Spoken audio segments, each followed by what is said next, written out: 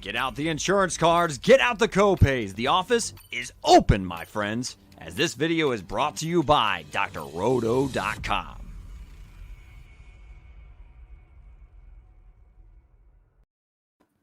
What is going on, everybody? It's Wednesday night. It's Emrick here, joined by Heat Override, as we are going to go through the Week 3 NFL DFS slate for drroto.com. Visit us there, check out some of the stuff we've got, come into the members-only Discord. But Heat, how you doing? How you doing tonight? I'm doing good, man. I mean, I'm sweating, so if you see any, beads fly down, just be warned. But I feel good. I know that you just got back from karate. We're going to throw that out there and, get that out of the way, right? Yeah. So if you see a big V coming through here, but we're going to have some fun with this. This is going to be a good slate. Got some great matchups as well. Yeah, absolutely. Throwing some stuff here in the Discord so people can go ahead and check this out. But let's just hop right into it. We're going to go through these games pretty rapid fire. There's quite a few of them. We're just talking the main slate. We're not going to go over Thursday. We're not going to go over Sunday night or Monday. But the first game that we have is going to be the Bears traveling to Cleveland to play the Browns. The Browns are a 7-point favorite. This game, to me, there's not a lot of questions that I have because I'm really not overall that interested in this game from a fantasy perspective. The one spot that I kind of have some interest is the Cleveland Brown defense, who has not been very good, has been lit up by Patrick Mahomes, no big deal, been lit up by Tyrod Taylor and David Mills. That's a little bit concerning. But we have Justin Fields making his very first start. And quite frankly, I have not been impressed. And it's okay. He has a lot of time to develop, but I'm thinking that this is a get-right game for Cleveland's defense. This is a time when they're going to be able to force one, maybe two turnovers. Quite frankly, I think Justin Fields right now reminds me a lot of Tua in the sense that he doesn't progress through his reads, but the difference is that he runs a little bit better. Now, the problem is when he runs, he's a little reckless and careless with the ball, so he was going to try and make some plays, but I think it might go the other way. Is there any part of this game that you're kind of interested in? I do. The only thing I would look at is the Cleveland running game, but I know the Bears are strong up front. So for that being said, this could be finally a Baker Mayfield throwing game, but now that he has his receivers depleted, that's going to be a big issue. But don't forget about Peoples-Jones. That guy's sitting on the wing. Yeah, I just, I'm a big into the correlation and trying to find games that have a good environment. I mean, this game has a 45, 46 total. So there are a lot better spots on this slate to kind of attack. I guess the only one, if you're looking for a one-off, and I'm going to look on the other end of it, kind of what you talked about last week, in the Discord, is I think Darnell Mooney is still a little bit too cheap at 4,300. Saw 7 targets in week 1, saw 8 targets in week 2. Definitely a spot where you can kind of sneak in there for a pretty significant discount from Allen Robinson at 6,200. So that's a spot that I'm looking at. But again, not a ton of interest in this game. Yeah, I got to agree with that. And I right here, it's Cleveland defense. And just looking at the slate and everything, that they might be chalky. A lot of people might go to this game knowing after watching Fields in the last game, they're going to be like, look, this guy isn't ready yet. Start your Cleveland defense, and that's going to give you bonus points. Now, however, the Browns are 3,200, and remember, that's kind of my sweet spot, 2,800 to 3,200. So that's really nice. I like them there. Yeah, I like them because I don't think that they're going to be that high owned now. Full projections in terms of ownership isn't quite out yet. It's Wednesday night. But going into this next game, we have the Cardinals traveling to Jacksonville to play the Jaguars. Jaguars, one of, I think, 2 or 3 home underdogs, rightfully so. I think a lot of people are going to go back to this Cardinals defense. I believe they're about $200 cheaper. We saw that they can get a pass rush. I mean, we didn't see week 1 and week 2, but even if we see something in between those two and they get 2 or 3 sacks, they're probably going to force some turnovers, explosive offense. Chase Edmonds and James Conner are not necessarily running the ball in such a fashion that they're going to get away from the passing game. This is going to be a game where you're going to see Kyler Murray throwing the ball. They're going to get out to a lead, and then as a result, Trevor Lawrence is going to have to probably throw the ball. And so far, what we've seen is when he throws the ball, it doesn't necessarily always go to his team. Sometimes it goes to the other team. And I think that this is the game looking up and down the slate, that you're probably going to see people going to that Cardinals defense. I guess the question that I have here is, do you go back to Kyler Murray? He is the most expensive quarterback on the slate, and they are implied 29 points. So, big favorites here. A lot of concern. What do you think? Exactly what you said there. Kyler Murray is drawing all the eyes. So for me, being ultra contrarian, that drives me away because I'll have Kyler Murray in one or two lineups. But then after that, I'm going to go away from that. I'm going to go down. I'm going to find my other players that I'm going to use so that way you can exploit that. But this matchup's just crazy. But what you just said right there, if this game gets out of hand, do we see more Edmonds and do we see more Connor?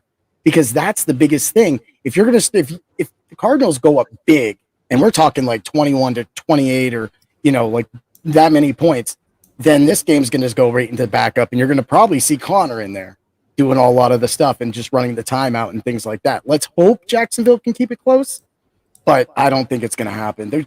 I don't see it happening at all. Yeah, honestly. And the big thing is going to that Arizona running game. We have seen them priced up. Not everybody got priced up. Some people have been priced down. We'll talk about that in a little bit. But Chase Edmonds now 5,700, James Conner 5,000. Both of these prices are just way too high to me, based on the production that we've seen from these guys. James Robinson right there in this game at 5,700. I'm not touching it. I guess that I don't have a problem just initially thinking, if this game does tend to shoot out and there's some garbage points from the Jacksonville side of things, that we can do a stack with Kyler. You could stack him with DeAndre Hopkins. I don't know if we want to go ahead and throw a double stack in with Moore or Kirk or even AJ Green. Everybody is a little bit more expensive at this point, but I'm running it back.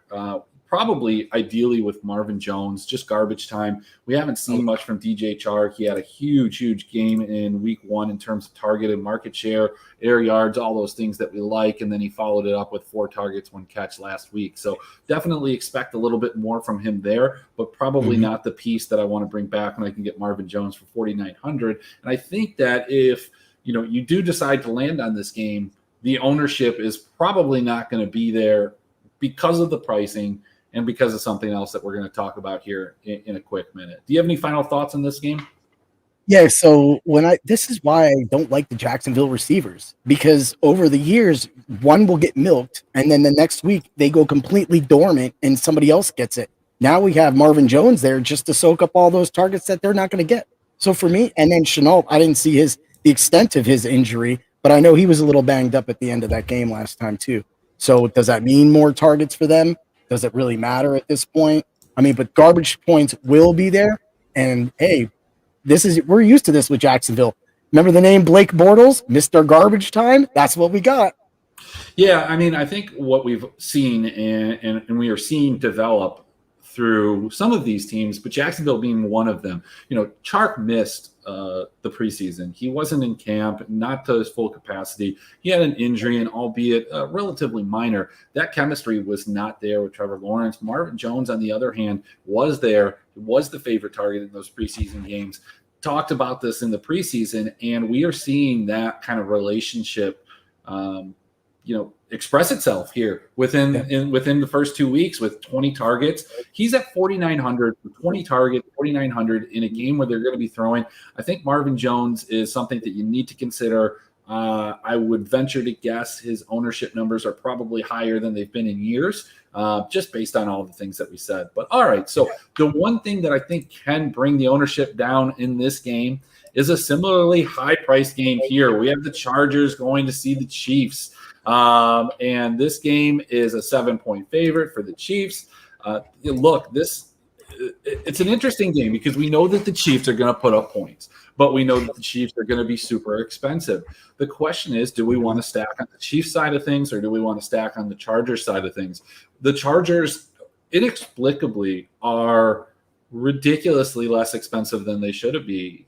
Keenan Allen saw his price go down $300. We saw Mike Williams' price go up in accordance, $900. But Keenan Allen is just, this boggles my mind. This is a guy that you want to play in the 6,000 to 7,000 range. Only had 8 targets last week, 13 in week 1. But we know that his rapport that he has with Justin Herbert is that he's a double-digit target guy at 6,600. He doesn't necessarily always have the largest amount of touchdown equity, but he doesn't need it. If this guy gets 8 or 9 catches for 100 yards, he's going to be right there at a floor that's acceptable.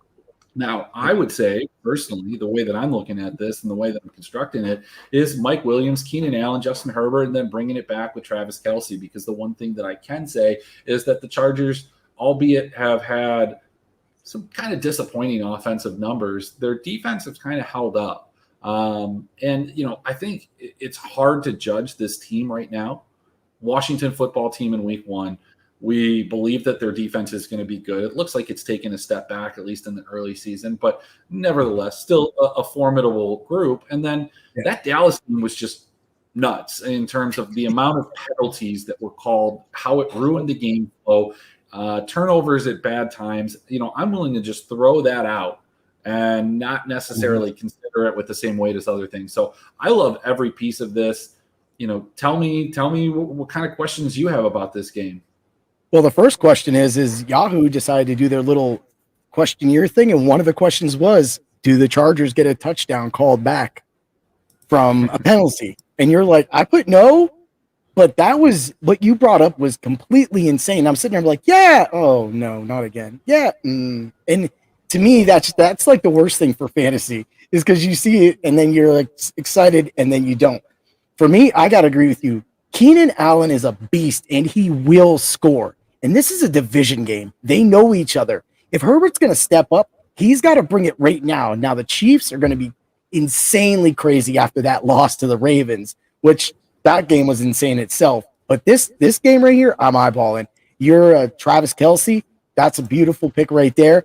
I even like when you brought up Marvin Jones Jr. So you throw him in at 49 and you get Keenan at 66. You're not spending a lot of money for 2 of those receivers that are going to get a lot of targets in a game that they're going to see a lot. So for me, that right there, and then coming in with, like you said, Mike Williams, if you wanted to put him out, and then put in Travis Kelce. I mean, right there, you got Herbert, you got Kelce, you got Jones, you got Allen, and if you want to get crazy, you can throw another guy in, whatever you want. Eckler was nice with his work last week as well, too. He put up decent points, had everything go his way, but it seemed like near the end of the game, he kind of they lost using him.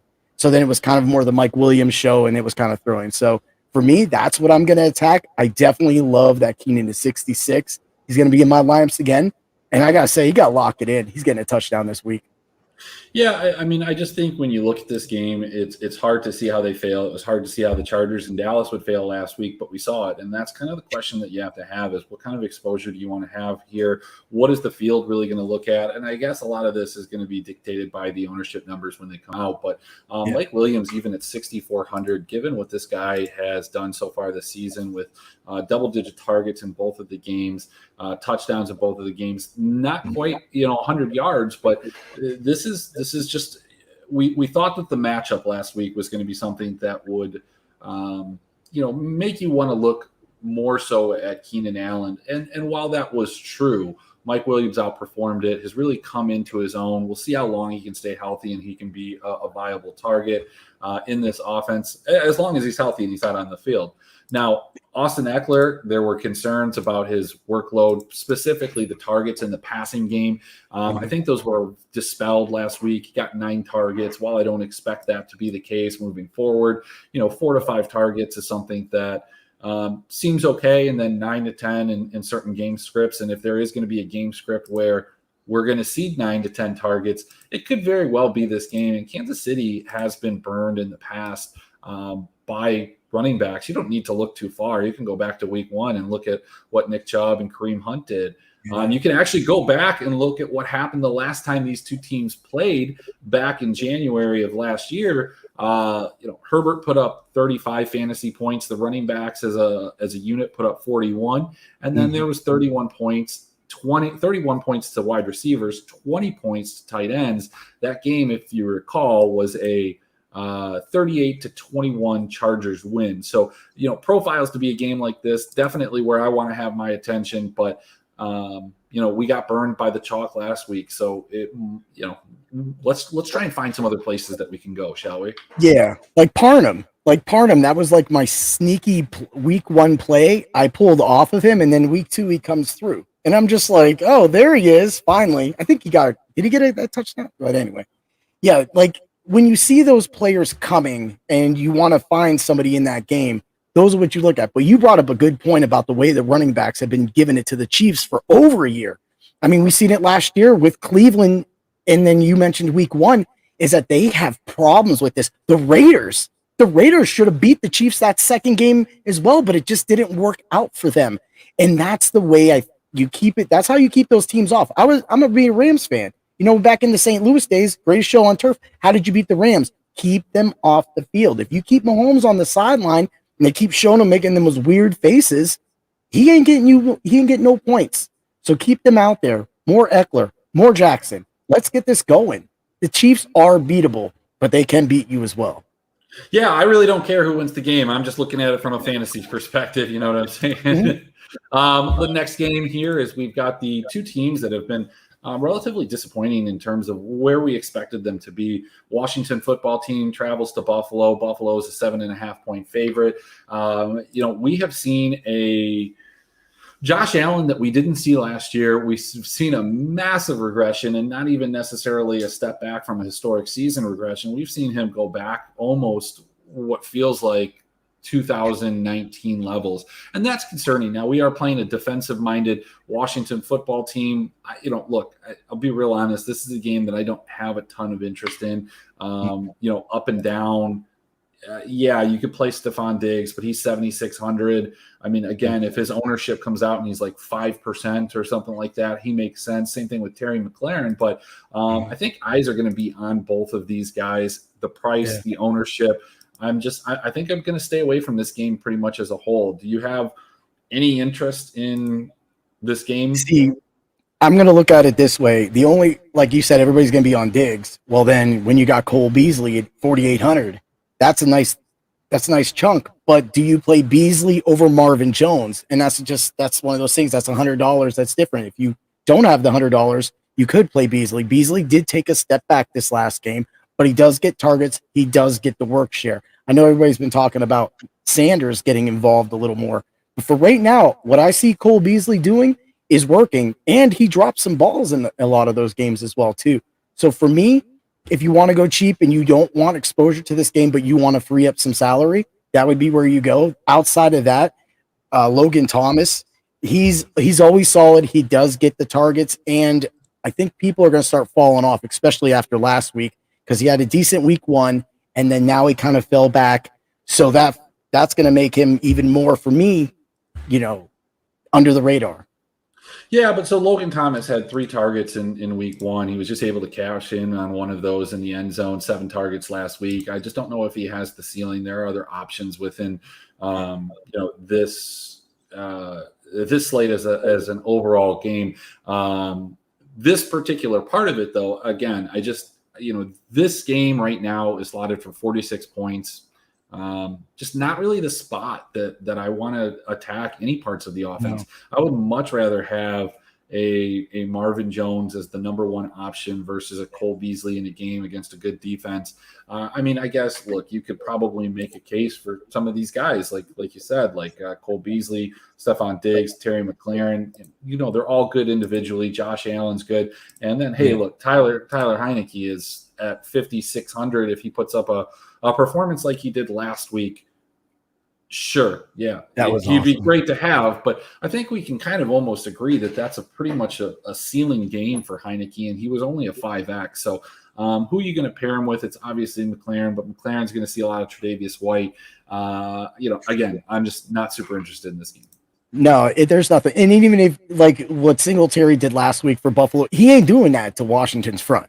So you'll probably see Josh Allen running a lot. So if you like to play certain numbers and go over or under, things like that, then that might be something you want to look at for Josh Allen in the rushing yards. But outside of that, I'm staying away outside of those purposes. Sure. Now, next game, another game that probably don't have a ton of interest in. A lot of questions here. The Colts are probably not going to be playing with Carson Wentz. He sprained both of his ankles. They are inexplicably a 5-point dog on the road going to Tennessee, who has had, their own trials and tribulations, but Derrick Henry kind of exploded. Not kind of, he absolutely exploded in the second half of that game.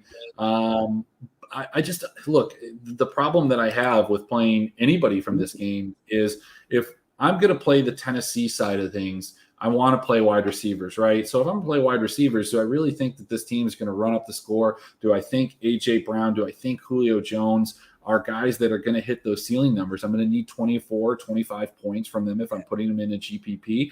And I don't know if they're going to be able to do that in this particular game. Now that Indianapolis secondary has been rather suspect, and A.J. Brown will probably be at one of the lowest ownerships we've seen him in a while. Still got 8 targets in week 1, 9 in week 2. Was only able to cash in on like half of those balls for catches. I guess A.J. Brown makes an interesting case. The obvious one, of course, is Derrick Henry in this game. Yeah. But Derrick Henry at 8,600, he's going to be massively owned coming off of that game, rightfully so. The question is, does he get to an ownership level where I don't want to play him? He's still 8,600. He still needs that multiple touchdown game. Yeah. For me, it's just going to be, what does that number end up being on Saturday? Are we going to look at Derrick Henry? And if you don't, the easiest thing I think is going to A.J. Brown, because, again, Derrick Henry at 8,600 needs touchdowns. And for him to get touchdowns, it means A.J. Brown, it means Julio Jones, it means these guys aren't scoring the touchdowns, and vice versa. So I don't know. Do you see anything on the Colts side of things that are interesting to pair with this, or is this kind of like a one-off and run? If you're going to play like Henry, or if you're just going to play, what I found interesting is they priced both AJ and Julio the same price. It was like, okay, so now you're just flipping coins, okay, and then you throw in Derrick Henry. He's the highest priced back right now on the slate, because I'm just surprised what they did with. I know we're going to talk about him soon with another running back, but for me, you got to have that. Tennessee does love to wear down a team, and then they just smash Henry in it. But after, 35 carries? Was it? Yeah, 35. That was right. That's a lot. And he's a bruising back. He's got to have some bruises somewhere. He's got to be a little slow. So why not try to open up the passing game, which leads to exactly what you said with A.J. Brown and Julio Jones. I'm not taking any tight end in that game. Believe that. I ain't that crazy. Yeah, look, when you look at the pricing on Julio Jones and A.J. Brown, it makes complete sense, though. They've had almost identical, at least in week 2, they had identical air yards. They had identical routes run. They had identical targets, give or take. So that's kind of, I think, the theory behind that. Either one of these guys, it's a 1A, 1B, and it's going to change from week to week. So let's see. Next game that we have is another game that I don't have a ton of interest, but I do have something that I think you'll be interested in this game, is because while the Bengals have been disappointing, and I guess I don't know if I really had the expectations to be disappointed, so maybe not. Their front four, their pass rush, what they've been able to do in terms of getting pressure on the quarterback has been something that has been admirable and been surprising. Now, look, don't get me wrong. They haven't exactly played, crazy teams in terms of the Minnesota Vikings and the Chicago Bears, but they've been putting some pressure on quarterbacks, and the Steelers have looked bad offensively. Yeah. Najee Harris bailed people out at the end of the game with that touchdown. Deontay Johnson is hurt. Big surprise, always is. Joe Burrow gets sacked all the time. And, this is a game where I don't know if you can pay the price that most of these guys are. And I guess the sneaky play is kind of the defense on both sides of these. I don't think there's anything sneaky actually about the Pittsburgh defense going in against Cincinnati. But you're paying a premium for them. Cincinnati, on the other hand, is only 2,100. So that fills in that the theory that some people have, where I'll stack my lineup, go take a cheap defense. I think Cincinnati's defense is in that position. We didn't think Vegas was going to beat Pittsburgh, let alone pretty much handle them. I think the same thing could happen here in a divisional matchup where it's only a 3-point line. Again, not a fantasy game, Look, 43 implied points. I'm not interested from a fantasy perspective on the skill positions, but what's your read on the defense here from Cincinnati? I got to agree with you. They are getting pressure. And right now, I want to go back early into that game with the Steelers and the Raiders. There was a point when Ben Roethlisberger did get flustered. He was running forward. He had Najee wide open in front of him underneath, and he did not pass that ball. Normally, Ben would have flicked that to anybody else, and it would have just went. He didn't do that. For some reason, I don't know if it's Ben. Maybe it's just they need some home cooking, and they didn't get that last week. But for me, Ben is rattled. If that 4 does rattle in 2,100, that's definitely a good price. The Steelers, and it being a defensive team and a divisional game, that's why the price is low. So you're going to see the Steelers trying to run the ball, establish it, and then get their hooks going with Deontay Johnson if he plays or how much he plays. So that's where I'm looking at Juju. But Juju came up a little bit. He's 6,000. But at that same point, too, if we see that, you might see people flip over to Juju as getting them targets. Because for me right now, I think Juju's the tight end. And I think that's the way Pittsburgh plays it with him. Yeah, I mean, look, again, it's a $2,100 defense against a team that's only implied 23 points. They've gotten 3 sacks in the last 2 games, a turnover in each of those games. And if you date back even to last season, this team forced 1 turnover per game. That's what I like to see. They do have some pretty explosive skill players returning kick, so you could always find a kick return or a punt return for a touchdown. I like that Cincinnati defense. It's probably the only play that I'm pulling out of this game. Let's move into another equally low-scoring game. We've got the Saints visiting the Patriots. The Patriots are the favorite here. They're at home, but they're implied 22.5 points. The Saints 19.5 points.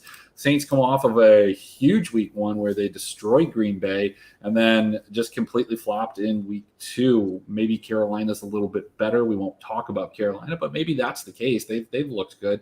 So, we run into this situation where there is a New Orleans team that's just devoid of skill players due to injuries. I mean, Deontay Harris at 3,300, still super cheap, but he's seeing 2 targets a game. Marquez Callaway, darling of the preseason, probably dropped in most seasonal leagues, has seen 6 targets through 2 games. The offense is and only is Alvin Kamara, and even him, it's hard to pay that 8,200 price. This is probably a good spot for that, but the narrative on Bill Belichick is he's going to take away the team's best offensive weapon. Yeah. Newsflash, that's what every coach does. I get so sick of people saying that Bill Belichick takes off. Yeah, no, do you think that other defensive coaches and other head coaches are just like, yeah, I mean, he's the best one, but we've got another guy on the other side. We got to worry about it. No, man, it's all schemed around taking away the best offensive weapon. I mean, all eyes are going to be on Kamara, but this is, I don't know. To me, not super interested in the game. However, I do think that Kamara is going to be vastly underowned. And as a result of that lower ownership, you're going to get a situation that looks a lot like Derrick Henry last week, where just nobody's looking at him, and it's a great opportunity to get him at super low ownership. Beyond that, I think I've got James White. Is there anybody else that I'm missing in this game? This isn't exciting from a fantasy perspective. No, right? I can't play with this. These Patriots, these games they've had, they're not scoring even a lot of points, and they're not letting a lot of points up either. So that's just good for the hoodie. But at the same time, after what the Saints did last week, that almost took all the air out of my gas for them. Not that I really was playing many Saints at all, but when you only have one superstar player like Kamara, and like what you just brought up, like everybody's going to take him away. Bill does have a way to sometimes take that away, but I don't think he really needs to, because is he scared of Callaway? I'm not. I haven't been scared of any Saint receiver outside of Michael Thomas in years. Like, they don't do anything. And every time, like, Traquan Smith would be in a great position, even last year, they'd be like, Traquan Smith's going to be great. Dude, that dude would put up 1 catch and 1 touchdown for 6 yards. Swear. And that does not impress me. I don't care about their tight ends. They spread the ball around. That's great. It's not good for fantasy. You want to play around with this game in any other way? Maybe seasonal. Of course, you're going to start Kamara, but I'm not touching that game anywhere. Yeah, I guess that the question I have about this game that I'm going to look through as the week goes on is just kind of why this New Orleans offense is not getting off as many plays as other teams, where they're falling. Are they running themselves into third and long situations? Is that something that can be rectified? I mean, when we look at this New England defense, even through last year, which isn't necessarily the best indication, they have been relatively generous in terms of fantasy points to running backs. I'll just run this through 18, 19, 22, 19.9, 49.5 to the Dolphins, 24.9, 20, 32.6 to the Cardinals. Some of these teams are not teams that you would associate with high running back scores. So yeah. I think the play in this game, if you're playing big GPPs, is to play Alvin Kamara. He has the ceiling. When we're talking about running backs on this slate in that same stratosphere, you've got Derrick Henry at 86. You've got Dalvin Cook at 84. You've got Alvin Kamara, and then a huge jump down to Nick Chubb at 76 and Austin Eckler at 72. Tell me that Alvin Kamara is going to be owned in any way playing against New England on the road when you have those four guys around him. He's going to be sub 5% ownership. That's my prediction right now. I could be wrong. Usually am. But when it comes to this, I feel pretty confident. It's a great spot. It's probably going to fail. This is only large field GPP, but I like the Alvin Kamara play. Yeah, I agree. I agree with that, dude. Like, there's no way 8,200, man. And how often are you going to get Kamara around that? That's well, you'll get him around that, but how often are you going to get him at 5% ownership is really that too. That's the whole thing, is that this is definitely a kill spot. You brought it up earlier when you brought up this is a Derrick Henry spot right here. People are going to overlook it. I overlooked Derrick Henry outside of one lineup last week, and I watched all my cashing lineups go from nice cash to just cash because of the Derrick Henry game. Of course, my Monday night game kind of really helped that out too, because I was all in on Aaron Jones. So, well, look, the big thing is that was a Derrick Henry spot. He was 5% owned, has that ceiling. Alvin Kamara presents the same type of ceiling. I would argue probably easier to get there because of the dual facet and being the primary thing in the offense versus, sharing an offense with A.J. Brown and Julio Jones. But let's get into some games that I think have a little bit more fantasy relevance. I think we're going to have to work our way through there. We're going to see a game right here where we see the Falcons going to New York. The Giants are 3-point favorites. Daniel Jones is PFF's, I think, number 2 rated quarterback thus far. Had a great game last week. We've seen a lot of these pieces in this game get priced down. We just went through quite a few games that I had no interest in. Maybe a one-off here or there, fill out my lineup. This is a game we're looking at 47 and a half implied points. Not quite, the big boys on this one. But this is a game that's going to go overlooked that could very easily score a ton of points. You've got a New York Giants defense that sucks. You've got an Atlanta defense that's not very good. Some would say they suck as well. And then you've got a lot of pieces here that are very fantasy relevant from week to week. You have a Calvin Ridley at 7,000, a lot cheaper than some other wide receivers. You've got a Sterling Shepard who has been fantastic and a target hog. Darius Slayton, who's getting open downfield. You've got Kyle Pitts, who kind of came to life last week. We kind of knew that it was going to happen. Didn't quite get in the end zone, but we're progressing there. And then you've got Saquon Barkley at 6,500 on DK, 6,000 on FanDuel. How do you not play that? And Mike Davis is at 5,100. Now, look, that's good. I will say this. I will take my victory laps, my early season week 2 victory laps on the Marvin Jones DJ Chark thing, because I was all over it. Now, I was also all over Mike Davis is no good. However, Mike Davis, I think it's weird. Like, if I have an opinion and people start coming to my opinion, which seems to be the general consensus on Mike Davis right now, I like to go the other way, because as things sway, there's ebbs and flows to things.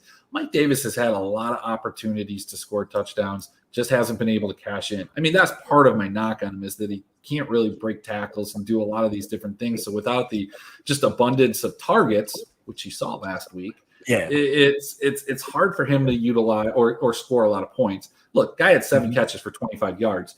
I'm not going to hold it against him. He was playing the Buccaneers. Great defense in terms of limiting running back production. Now he's going against a New York Giants team that just got burned by J.D. McKissick, that didn't look good against Antonio Gibson. I like Mike Davis at 5,100. I like this as kind of a game stack. You could play Daniel Jones with Mike Davis, with the Sterling Shepard, and then, build some other pieces of your lineup. Are there any pieces of this game that I haven't mentioned or things that you want to piggyback? Well, yeah, his name's Cordero Patterson for no apparent reason, because this guy is like the plague. He just shows up and he scores touchdowns. And I was kind of after the week 1 and him getting some usage, I was like, wait a minute, why is he getting so much usage? And then I seen this in week 2 and I'm like, okay, this is for real. Cordero Patterson is getting a lot of play in this offense. You brought up the Tampa Bay Buck defense being, they're strong against the run. We know this. So how you beat them, you pass it to your backs out of the backfield. I don't understand why the Falcons won't do this. So this is going to be another situation, kind of like you could say like Cleveland with Hunt and Chubb, where they're going to feed both these players. But do you really feed Patterson that much? Shouldn't you feed Davis more? In the price, 5,100 down to 4,600? It's so close. So you would want Davis, but then do you get sneaky and cute with Patterson? That's the one thing. Outside of that, I mean, you can play Pitts. Pitts is going to get some. This game is going to throw. There's going to be a lot of throwing in this game, and both these quarterbacks are definitely going to get some points. So I would say, Saquon being really cheap, he's good. Of course, you brought up Shepard already at 6. That's Danny Jones' boy. So when you play those are the numbers and the names that I'm going to look at. Outside of that, that's where I go with Patterson. Yeah, I'm not interested in Patterson. I'll be honest with you. I think Patterson made some sense last week, looking back on it. I just don't think that this is going to be the same type of game. He scored 2 touchdowns. I don't think that we see that. He might steal some touchdowns and kind of take away from your Mike Davis equity. And so I get that. One guy that I do think that we didn't mention that should see, some targets, some attention, but not from the DFS community, is going to be Kenny Galladay. He's had similar workload to Sterling Shepard if you take out the targets, but not really. I mean, he's been right there. It's just the quality of target that he gets, contested balls, and I don't think Daniel Jones trusts Galladay the same way that Matthew Stafford did, and rightfully so. They don't have the chemistry, the time together to have developed that. But Kenny Galladay at 5,600 is nobody's going to own him. If you want to stack this game, he has the 2 touchdown upside. I could very, very easily wake up on Monday and say, man, I can't believe I didn't play Kenny Galladay in his 2 touchdowns, and instead I played Darius Slayton and Sterling Shepard, and neither of these guys were involved. It was the Kenny Galladay show. Does it happen like that every time? No, but I wouldn't be surprised. But you bring up a point with Galladay. They don't have that repertoire, but what I see Galladay doing is going for those long passes. So for that, if he connects on one of them, that's a touchdown. So because I don't see too much happening in this, and this definitely there's going to be some defensive breakdowns in this game.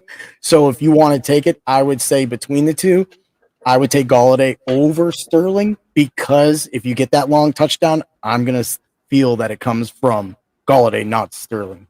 Yeah, well, I think you can play both of them. I think if you're going to double stack the game and you're going to go with Daniel Jones, you can go with Galladay and Shepard, or you can go with Slayton and Shepard. Slayton and Galladay together, that seems like the guys that are going to steal from each other. But let's take a look at what do we have next. We have another game that doesn't really incite a ton of fantasy, but for different reasons.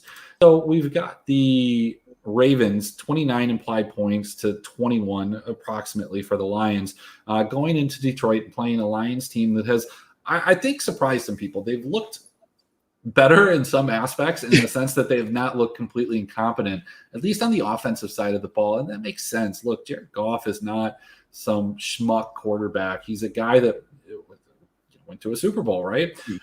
So he's a decent game manager quarterback. He's a quarterback that has always done well when he had time to pass. I mean, look, most quarterbacks should, but he's one of the best in the league when he has a clean pocket, when he has time to pass. Now, when he's under pressure, he becomes one of the worst.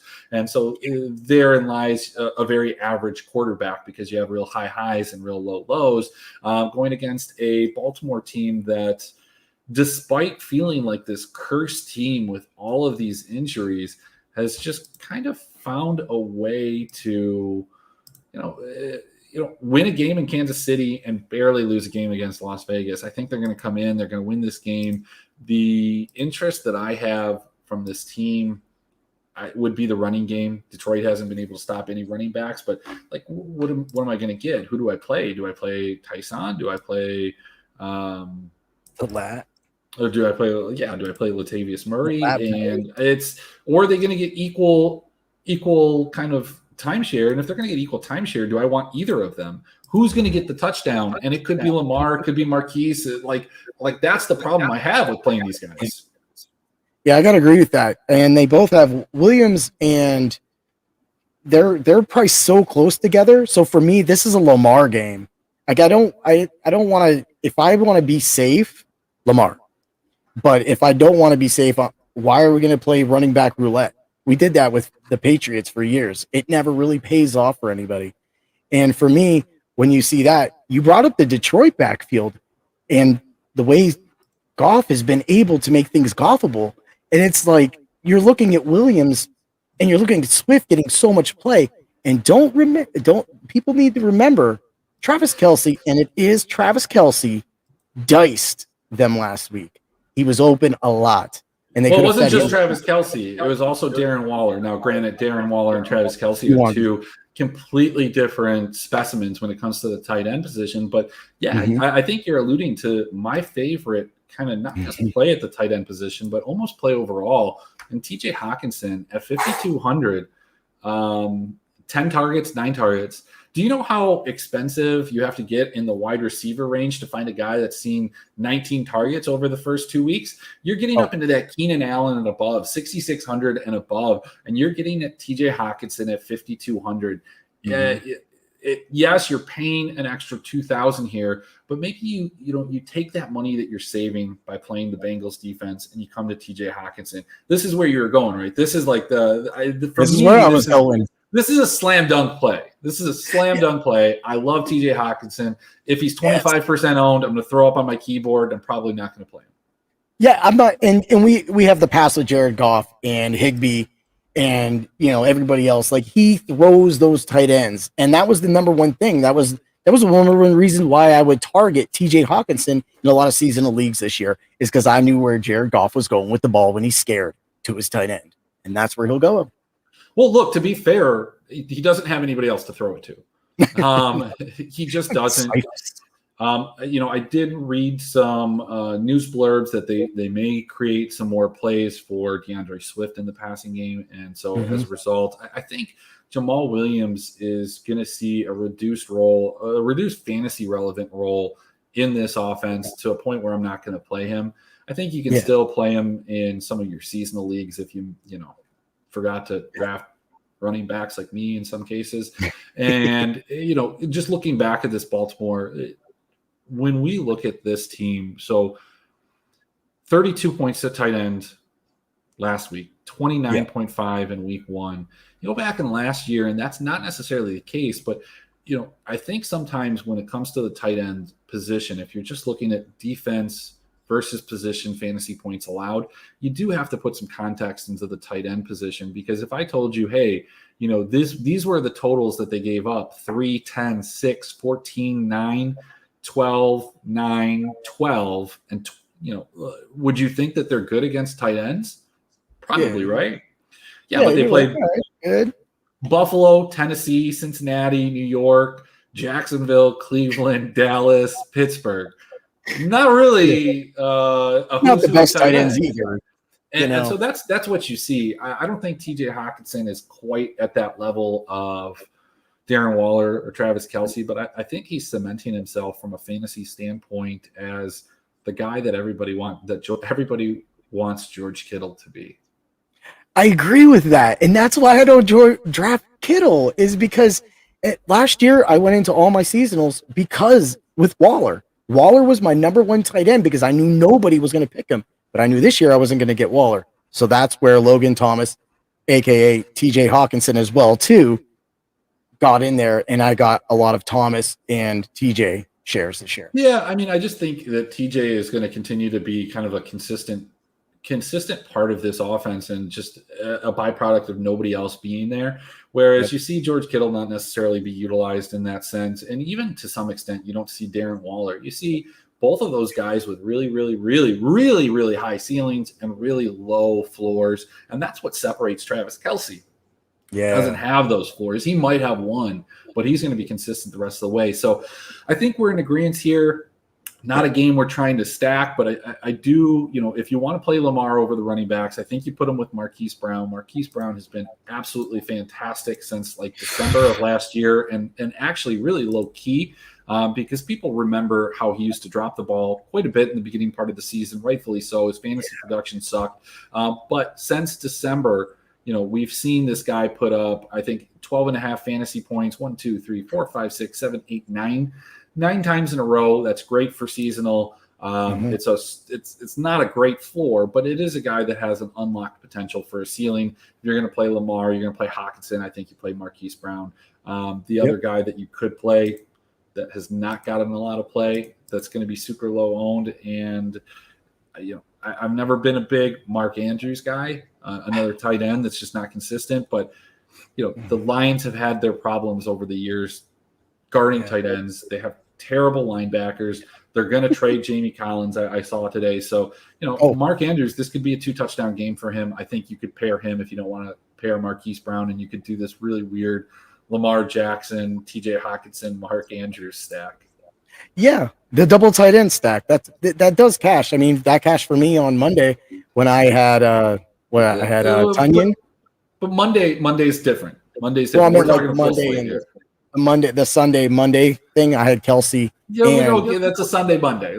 Are you talking about 13 games? You're talking 2 games. 13 games. You shouldn't play 2 tight ends. It's not the way to go. And look, Heat, I'm going to tell you, on my shows, we don't talk about cashing. Cashing is not where we want to be. We need top 10s. I don't care if you're mid-cashing. Top 10s. Yeah, I like it. We go in top 10. I do like it for a cash game, 50-50, heads up. I think that's a way that you could do that stack, but I'm probably not playing Mark Andrews in any type of format that I need something saved. So, hey, let's go to a game, and, we're talking mainly DFS here. This is a game that really doesn't make a ton of sense to me. The Dolphins are going in without Tua to Las Vegas to play the Raiders. The Raiders are only a 4-point favorite. I don't know. This seems like, what am I missing? Why are the Dolphins, albeit only implied 20 points? Why are they only 4-point dogs here? Like, shouldn't this be bigger? Like, we've seen Vegas play well. Like, Derek Carr is one of my favorite fantasy plays this week, and I don't get it. I just don't get it. No respect. I see that sometimes I don't get it either. I'm just because what they did to the Steelers last week. You think the Dolphins are going to do that to the Raiders? I don't think so. And the Raiders are at home. They're in the black hole. Well, the new black hole. And they're definitely good. I want to know if Josh Jacobs is going to play this game. I think it's called the blackout hole now because it's in Vegas. Yes. Okay. But yeah, like for me, this is Darren Waller's definitely going to come back. He's going to get his targets. The Dolphins just really, with Tua out, they're still lost. They need somebody there that can run this offense. And I think it just hurts Gaskins.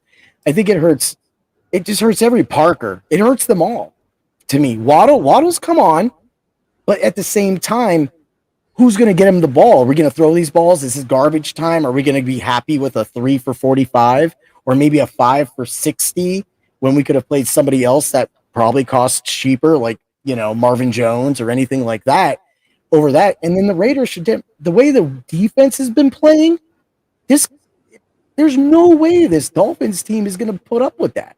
I guess to be fair, you do have Jacoby Brissett, who has a history in this league, has been a viable starter, not somebody that you want leading your club by any means, but, this is a guy that has multiple 300-yard passing games, and if they're going to be behind, can they compete? And he's also, dirt cheap at 4,900. I can't believe I'm talking myself into wanting to play Jacoby Brissett. I mean, 4,900. They're going to be playing on the road.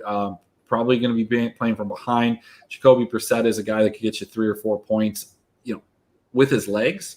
And rush into touchdown. I mean, we haven't seen him start since 2019. I don't know. Like maybe this is a spot. When I look at Jacoby Brissett's production, from a cash game, Derek Carr is one of them.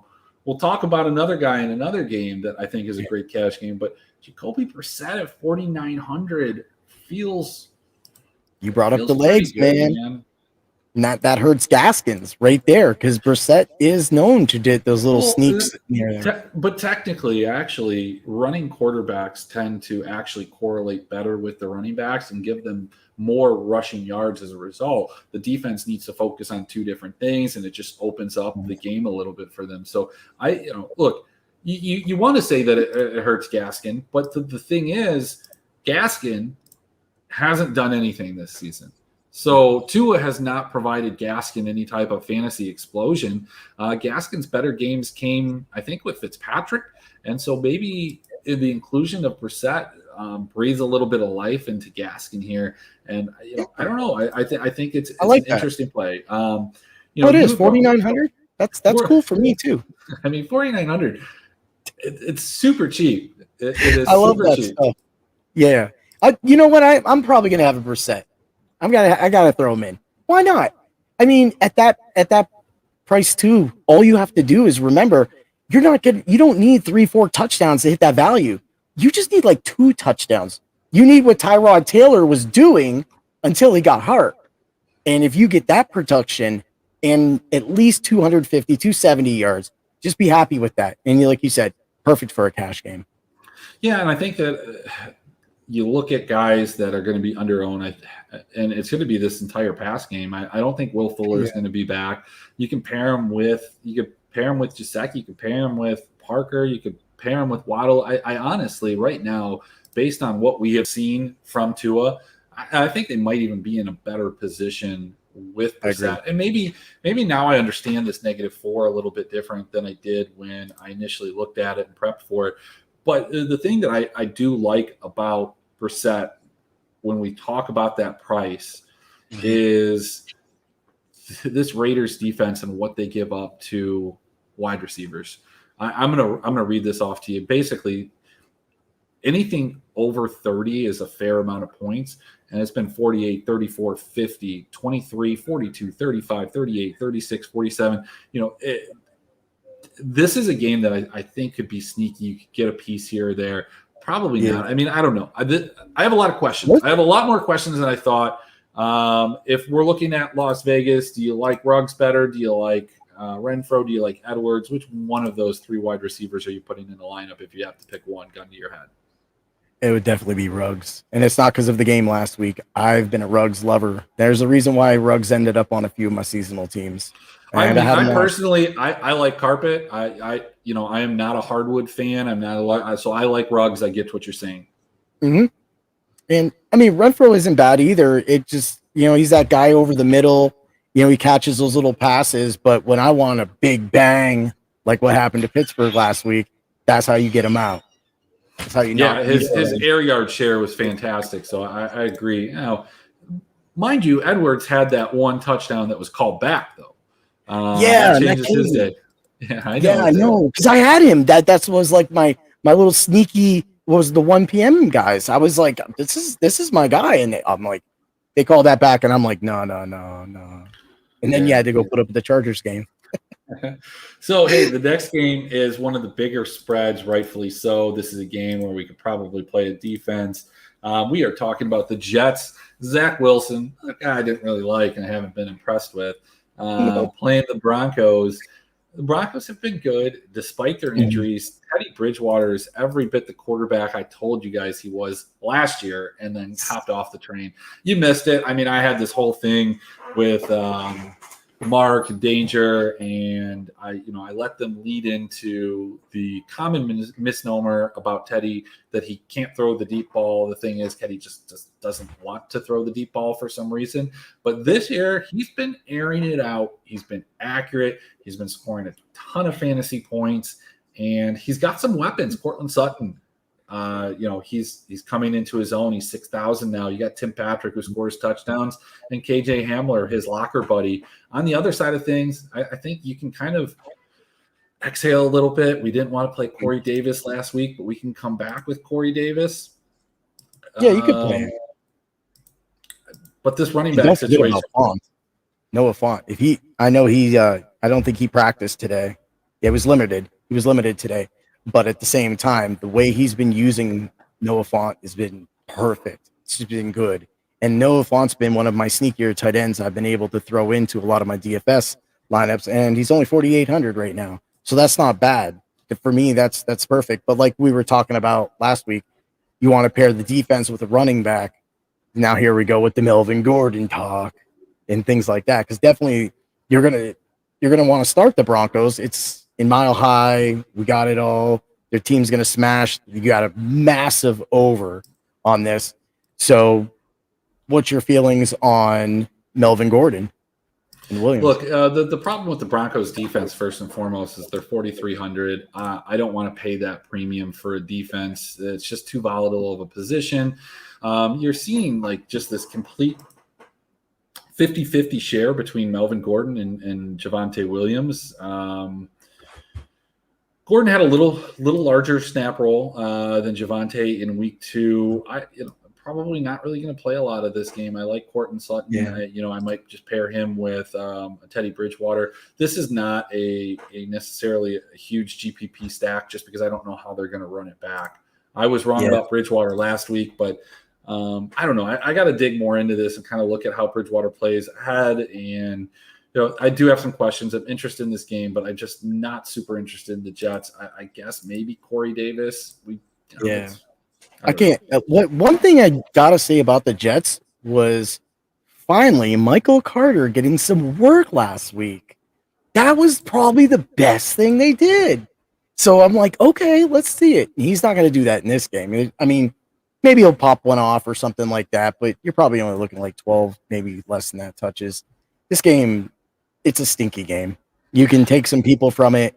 It can be low scoring. It could get a little out of hand, but are we really going to play these players? Or are we going to play players that we have confidence in and not in this? And you're right about Teddy Bridgewater.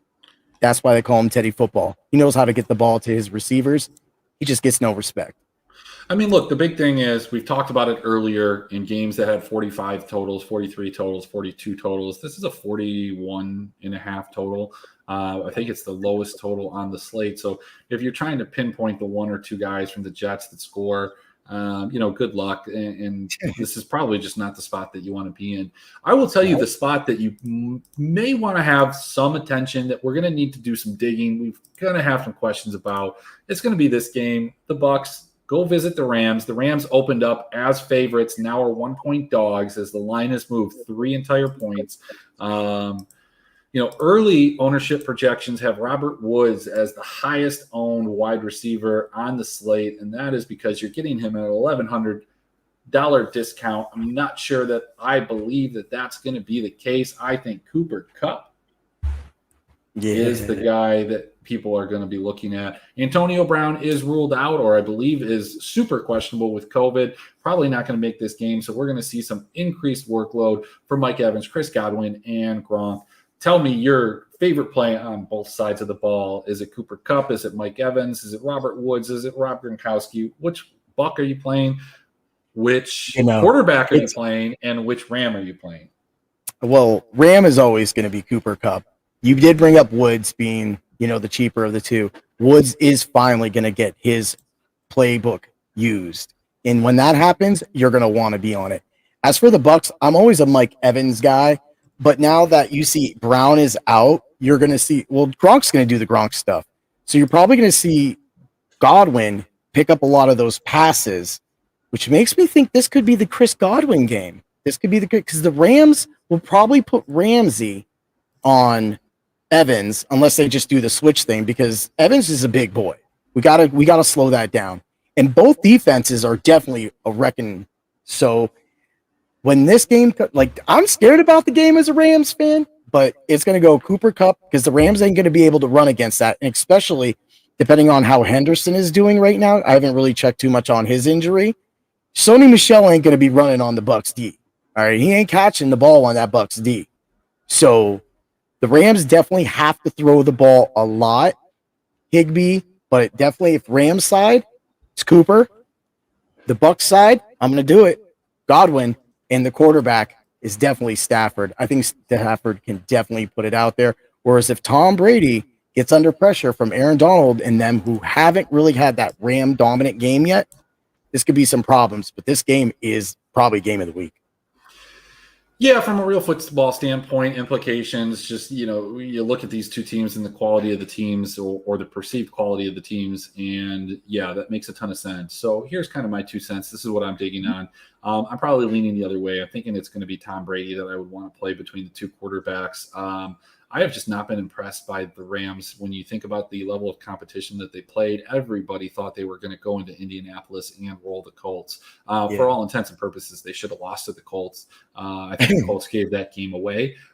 They should have been up early and often and then never looking back, but instead, a couple mistakes, some bad play calls, some inconceivably terrible shuttle passes, and you get a Rams win. And that's what you do. You take care of business and you're a decent team.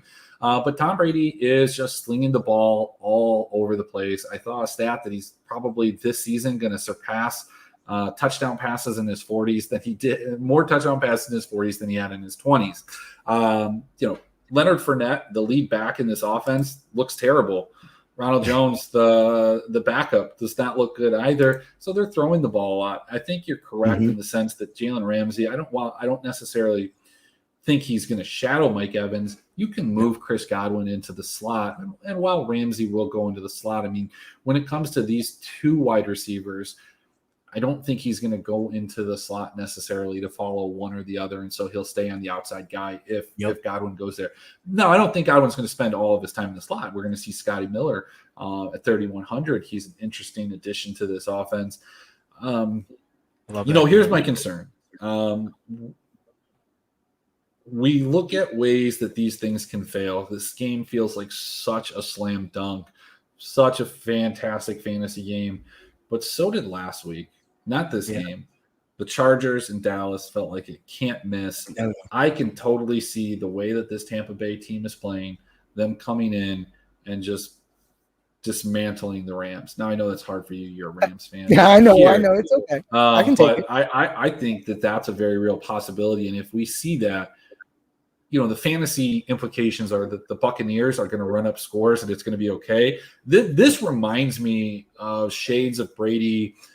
What was it? The 2007 season when they almost went undefeated and were just running up the score in the first half of the season. Yeah. That's what this reminds me of.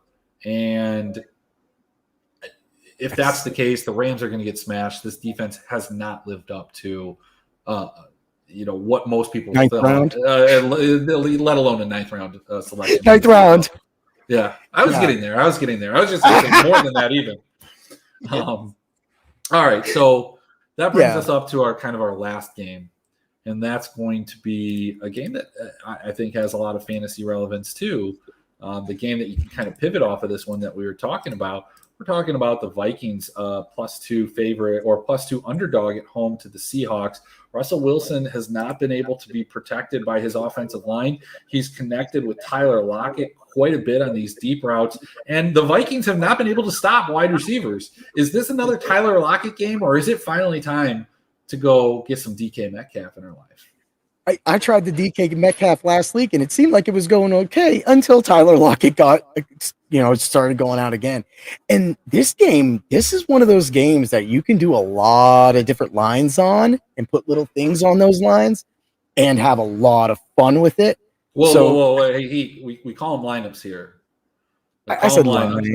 We call them lineups. It's the full thing. We'll call them lineups. Lines are betting. We're betting lines, or you have the Detroit lines.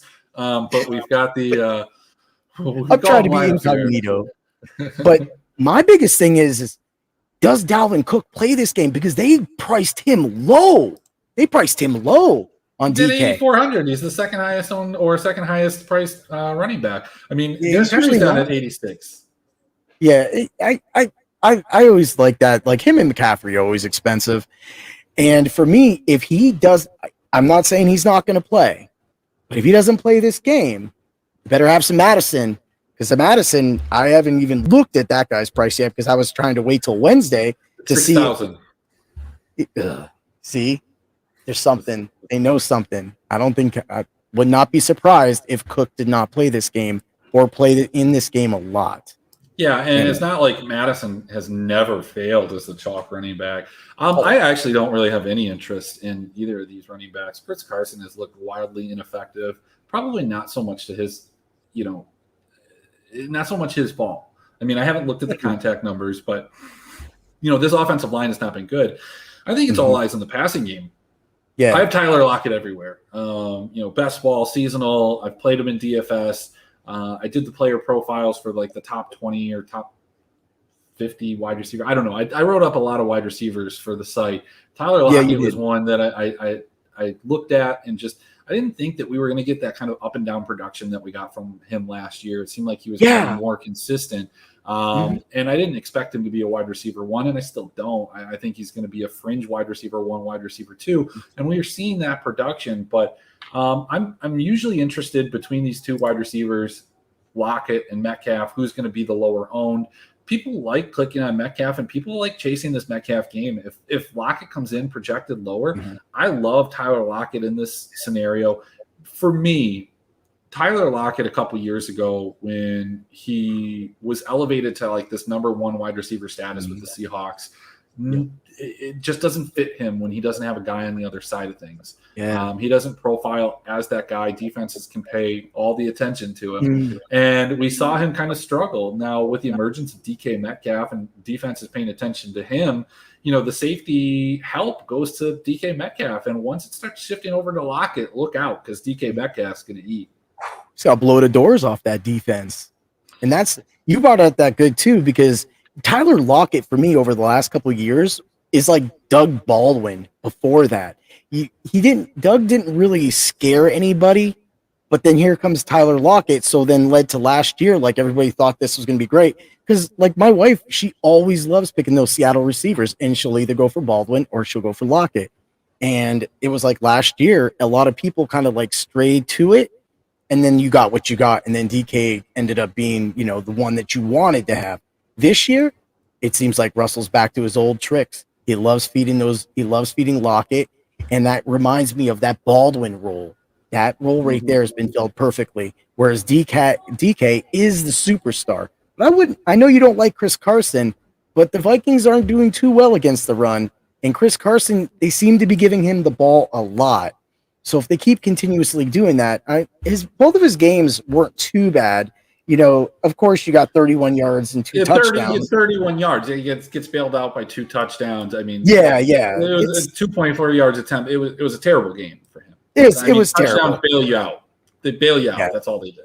And to me, that can happen again. But at the same time, if this game gets a little crazy, because Kirk Cousins ain't going to go into this game and be like, I'm just going to get rolled. Kirk Cousins doesn't play like that. He guns. And this might be the Justin Jefferson game.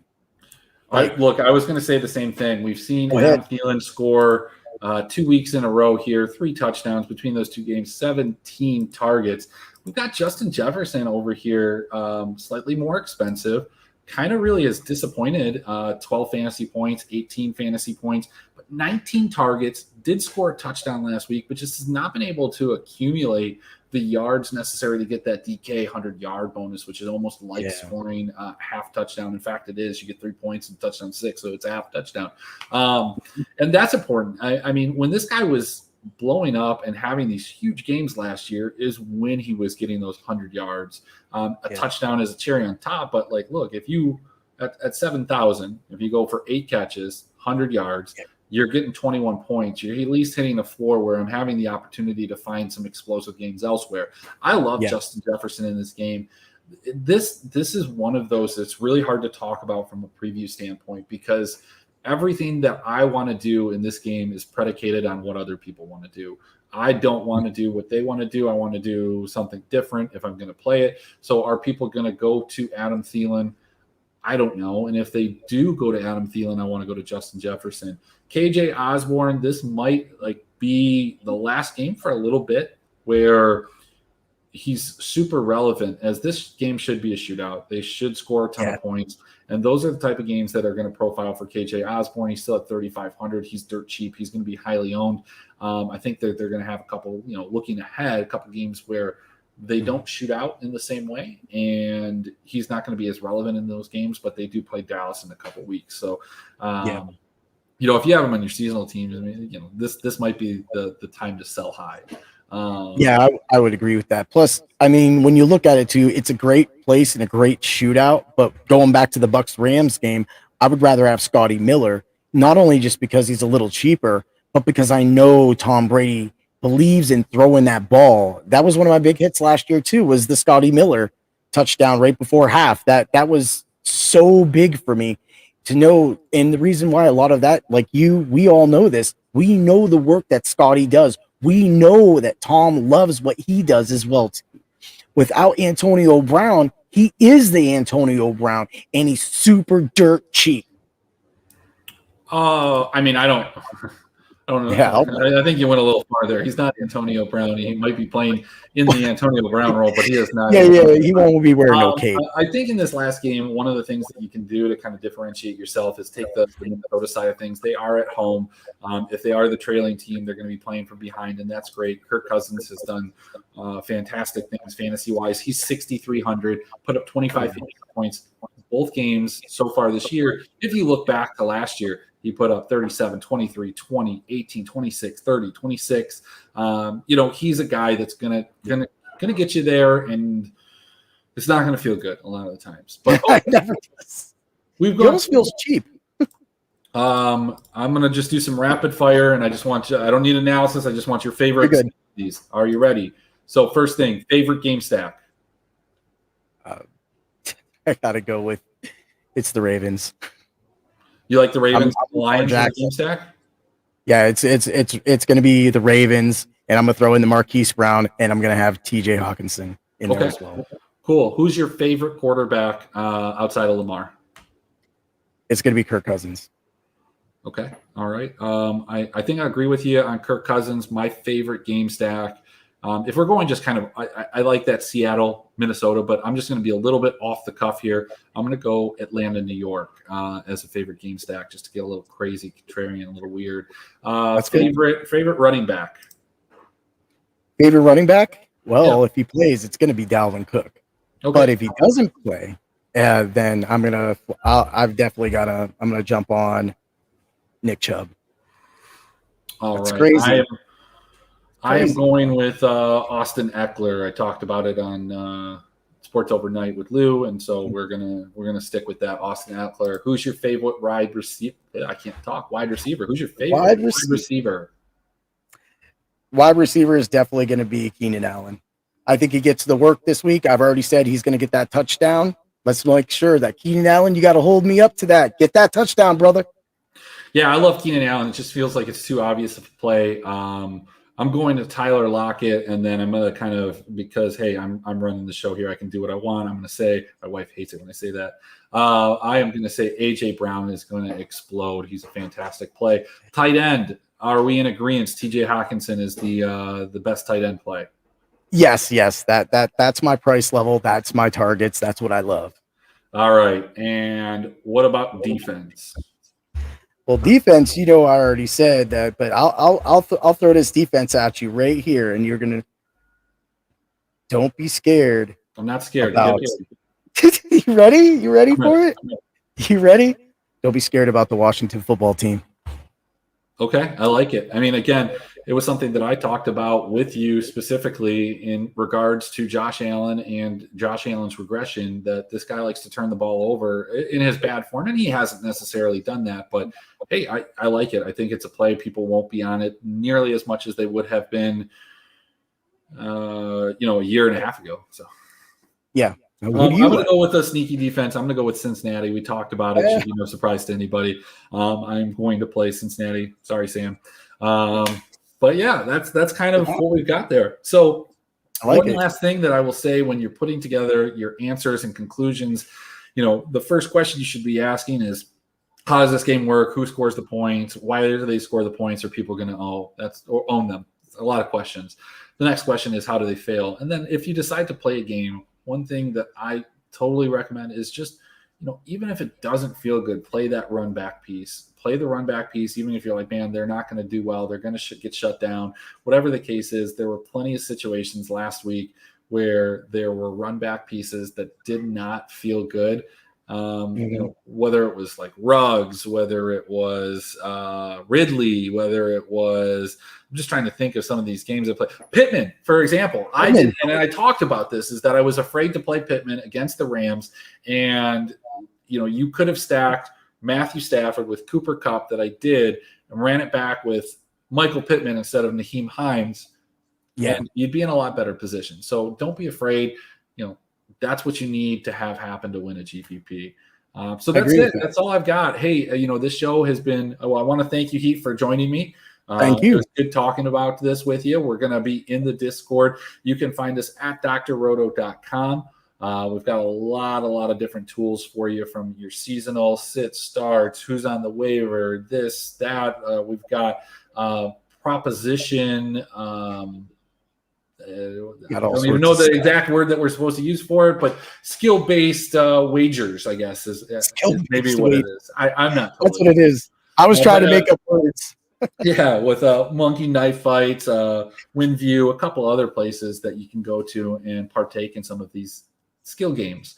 But also you can find us in the members-only Discord. We do have a Start-Sit show on Sunday morning with Doc, and that is about seasonal. And then we talk DFS with me. I know you do an Ultra Contrarian show Saturday night. So come over, check it all out. We have monthly and seasonal passes.